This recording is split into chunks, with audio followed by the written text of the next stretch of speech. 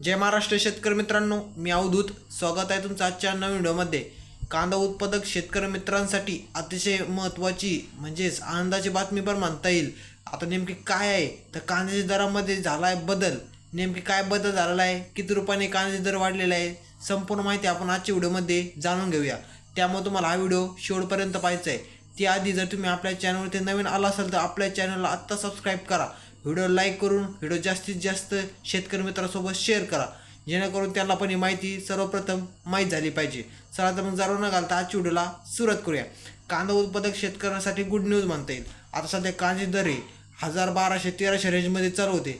लासलगाव, नाशिक, धाराशिव, जुन्नर, फाटा या ठिकाणी 1200-1300 दरम्यान कांद्याची रेंज होती. परंतु आज कांद्याच्या दरात एक चांगला बदल दिसून आलेला आहे.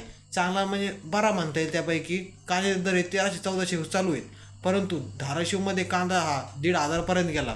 नागपूरमध्ये कांदा 2000पर्यंत गेलेला आहे व पुणे जिल्ह्यातील बऱ्याच ठिकाणी बाजार समितीमध्ये 1600-1700 दरम्यान कांद्याचे रेट गेलेले आहेत. आज या ठिकाणी आवक कमी झाली होती. ती आवक कमी असल्यामुळे कांद्याचे दर हे वाढण्यात आलेले.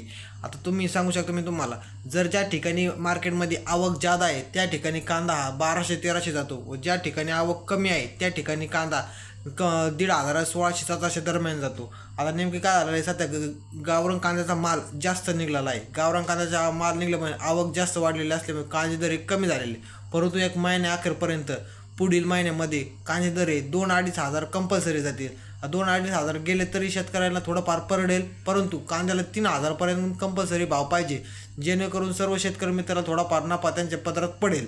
आता तुम्हाला काय वाटते, कितीपर्यंत कांदा गेला पाहिजे कमेंट बॉक्समध्ये नक्की कळवा.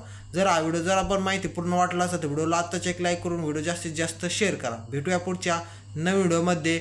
धन्यवाद.